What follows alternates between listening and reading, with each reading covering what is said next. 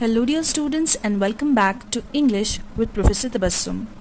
आज की हमारे वीडियो में हम समरी समझेंगे for the poem lady Macbeth speech from Macbeth act 1 scene 5 written by William Shakespeare. ये डिग्री सेकेंड सेमेस्टर इंग्लिश की पोएम है। तो शेक्सपियर के टाइम में हॉलिंशेड क्रॉनिकल्स बहुत मशहूर था। हॉलिंशेड क्रॉनिकल्स का एक और नाम है Holinshed's Chronicles of England, Scotland and Ireland. तो हॉलिंशेड क्रॉनिकल में ब्रिटेन की हिस्ट्री लिखी गई थी एंड शेक्सपियर जो है अपने कई सारे प्लेस के लिए यहीं से सोर्स लेते थे, चाहे वो मैकबेथ हो, किंग लियर हो, सिम्बेलीन हो। इस पोएम में मैकबेथ जो है वो अपनी वाइफ लेडी मैकबेथ को एक लेटर लिखता है। अब जो लेडी मैकबेथ का जो कैरेक्टर है वो खुद शेक्सपियर का इन्वेंट किया गया कैरेक्टर है। उन्हें हॉलिंशेड से इंस्पिरेशन मिली थी इस कैरेक्टर को इन्वेंट करने की। इस सीन में मैकबेथ का रिश्ता अपनी वाइफ के साथ बताया गया है। लेडी मैकबेथ जो है उसके पास बहुत ही कम इज्जत है अपने हस्बैंड के लिए, बिकॉज वो समझती है कि वो वीक है और अनमैनली इंसान है, और वो उकसाती है मैकबेथ को कि वो मार दे किंग डंकन को। वो मार दे किंग डंकन को अपनी बॉडीगार्ड्स की नाइफ्स के साथ, ताकि वो राजा बन जाए किंग डंकन की जगह पर स्कॉटलैंड में। और एंड में होता ये है कि लेडी मैकबेथ जो है अपनी हरकतों पर शर्मिंदा होती है। She feels guilty, remorse. Lady Macbeth का जो कैरेक्टर है वो एक बहुत ही strong and powerful ambitious women का बताया गया है, जो कि डरती नहीं है किसी भी सिचुएशन में कंट्रोल लेने के लिए। और उसे लेडी मैकबेथ इसलिए कहा जाता है क्योंकि वो मैकबेथ की वाइफ है। Now let us understand the summary. इस पोएम में शुरुआत जो है वो एक कमरे से होती है जो कि मैकबेथ के कैसल में है, और लेडी मैकबेथ जो है वो स्टेज के ऊपर आती है लेटर पढ़ते हुए मैकबेथ का, वो लेटर जो कि मैकबेथ ने लेडी मैकबेथ को लिखा है। सो इस पोएम के पार्ट्स है। पहला पार्ट वो जहाँ पर वो लेटर पढ़ती है मैकबेथ का। सेकेंड पार्ट जब वो इमेजिन करती है और खुद से बातें करती है रिगार्डिंग मैकबेथ्स लेटर। लेडी मैकबेथ जो है वो लेटर पढ़ने लगती है और लेटर में लिखा था, They met me in the day of success and I have learned by the perfectest report. They have more in them than mortal knowledge. When I burned in desire to question them further, they made themselves air into which they vanished. Whilst I stood wrapped in the wonder of it, came missives from the king, who all hailed me, Thane of Cawdor, by which title before these weird sisters saluted me, and referred me to the coming of time, with hail, King that shalt be. This have I thought good to deliver thee, my dearest partner of greatness, that thou mightst not lose the dues of rejoicing by being ignorant of what greatness is promised thee.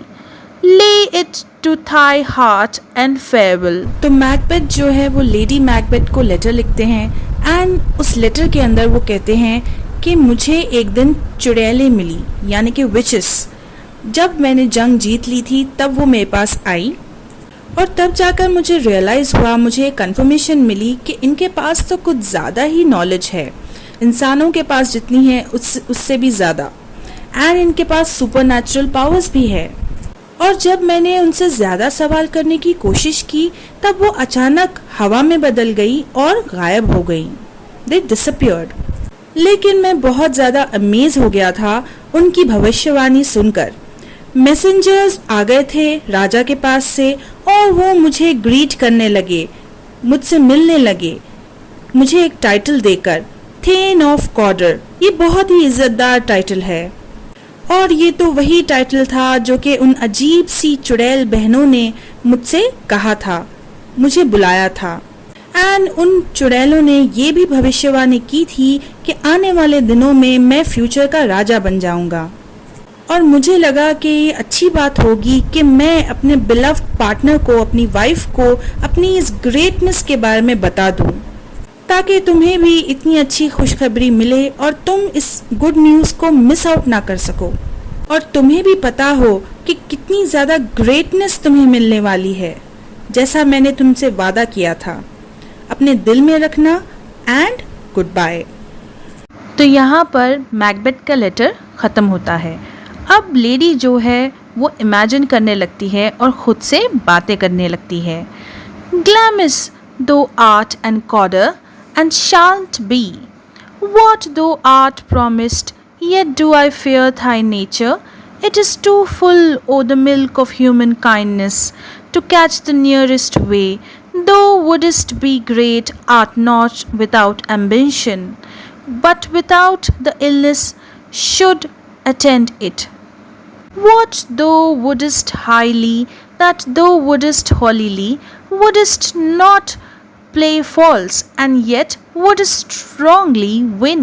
Thou dost have great glamis, that which cries, thus thou must do if thou have it, and that which rather thou dost fear to do, than wishest should be undone. Hie thee hither, that I may pour my spirits in thine ear, and chastise with the valour of my tongue all that impedes thee from the golden round, which fate and metaphysical aid doth seem to have thee crowned withal. तो lady Macbeth जो है इस letter को पढ़ने के बाद में सोचती है और फिर वो कहती है, you are thane of Glamis and Cawdor, यानी कि तुम तो हो ही राजा। ग्लैमिस और कॉर्डर ये दोनों जो है वो स्कॉटलैंड में एरियाज़ है, तुम वहाँ के राजा हो। वो एक ऐसा कहती है, और तुम ज़रूर वो बन जाओगे जिसका तुमने वादा किया है, यानी कि तुम तो राजा बन ही जाओगे। लेकिन मैं तो चिंता करती हूँ तुम्हारे कैरेक्टर के बारे में, क्योंकि तुम तो कुछ ज़्यादा ही जेंटल और काइंड इंसान हो, तुम में ये काइंडनेस की क्वालिटीज़ हैं, और तुम ऐसा शॉर्टेस्ट रास्ता नहीं अपनाओगे, यानी कि मर्डर का रास्ता नहीं अपनाओगे। तुम्हें ग्रेट बनना है, तुम्हारे पास एम्बिशन है, एक सपना है कल के लिए, लेकिन तुम इतने ज़्यादा काइंड हो कि कभी भी तुम ईविल रास्ता नहीं अपनाओगे और उस ईविल रास्ते पर तुम नहीं चलोगे। तुम्हें तो चाहिए ईमानदारी, तुम कभी किसी को धोखा नहीं दोगे, और फिर भी तुम वो जीतना चाहते हो जो कि तुम्हारा नहीं है। तुम्हें चाहिए ग्रेट ग्लैमिस, ये ग्लैमिस एरिया जो कि स्कॉटलैंड में है, तुम वहाँ पर राज करना चाहते हो। लेकिन ग्लैमिस पर हुकूमत का मतलब है कि तुम्हें तो किंग डंकन को मारना होगा अगर तुम राजा का ताज चाहते हो तो, इफ़ यू वांट इट। और तुम तो ये काम करने से कुछ ज़्यादा ही डरते हो, एंड तुम ये भी विश करते हो कि ये काम ज़रूरी ना हो, लेकिन तुम्हें तो राजा का मर्डर करना ही होगा। और यहाँ पर तुम जल्दी करना, ताकि मैं तुम्हारे कान जो है वो हिम्मत के साथ भर सकूं एंड तुम्हें डांट लगा सकूं अपनी शब्दों की ताकत के साथ, और हर उस चीज़ से रोक सकूं जो कि तुम्हें ताज तक ना पहुँचने दे। तुम्हें तुम्हारे नसीब ने और सुपर नेचुरल हेल्प जो तुम्हें विचेस की प्रोफेसी से मिली है, यानी कि विचेस ने जो भविष्यवाणी की है तुम्हारी किस्मत के लिए, उससे कोई तुम्हें रोक ना सके। The raven himself is hoarse, that croaks the fatal entrance of Duncan. Under my battles, come you spirits that tend on mortal thoughts, unsex me here, and fill me from the crown to the toe top full of direst cruelty. तो यहाँ पर lady Macbeth जो है वो फिर से अपने आप से बातें करने लगती है और वो कहती है कि जिस तरह यहाँ पर अभी अभी जो मैसेंजर आया है और जिस तरह उसने रिपोर्ट दी है कि किंग डंकन आ रहे हैं, ये रिपोर्ट तो उसने सेम उसी तरह दी है जिस तरह एक रैवन बर्ड जो है वो आकर लोगों के घरों पर वार्निंग देती है। तो एक रैवन जो है वो एक बर्ड है जो कि बैड ओमेन माना जाता है, यानी कि मनहूस मानी जाती है कि अगर ये किसी के घर पर जाकर बैठ जाए और वहाँ पर आवाज़ करने लगे, इसका मतलब कुछ बुरा होने वाला है। तो यहाँ पर लेडी मैकबेथ जो है वो मैसेंजर को एक रैवन से कंपेयर करती है और उनकी आवाज़ों को भी सेम समझती है।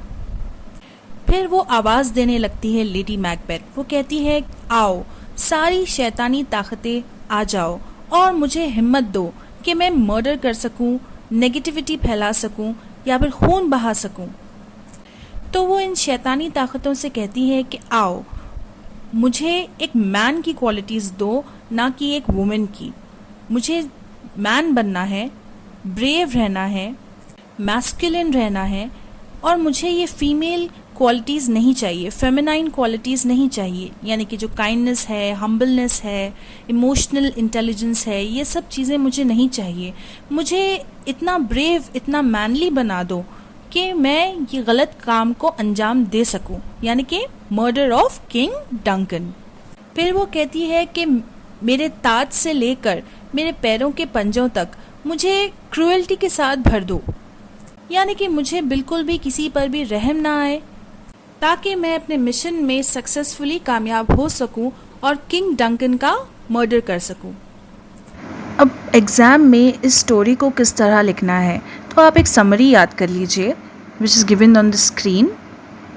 In Act 1, Scene 5 of William Shakespeare's Macbeth, Lady Macbeth delivers a speech that reveals her ambitious and manipulative nature. She receives a letter from her husband, Macbeth, informing her of the witch's prophecy that he will become king. Excited by the prospect of power, Lady Macbeth calls upon evil spirits to fill her with cruelty and to rid her of any compassion or remorse. She desires to persuade Macbeth to seize the throne by murdering King Duncan. Lady Macbeth asks to be stripped of her femininity and filled with darkness, believing that only by embracing masculine qualities can she and her husband achieve their ambitions. She wants to be ruthless and unrelenting in their pursuit of power. This speech showcases Lady Macbeth's determination and willingness to do whatever it takes to attain power, even if it means sacrificing her own humanity. Her words set the stage for the tragic events that unfold as Macbeth's unchecked ambition leads to betrayal, murder, and his own downfall. Shakespeare's portrayal of Lady Macbeth serves as a cautionary tale about the dangers of unchecked ambition and the moral decay that accompanies the relentless pursuit of power. The moral of the story is that ambition, when unchecked, can lead to destruction and moral decay. It teaches us the importance of maintaining moral integrity and the consequences of allowing ambition to cloud our judgment. Ultimately, the play warns against the corrupting influence of ambition and devastating effects it can have on individuals and society as a whole.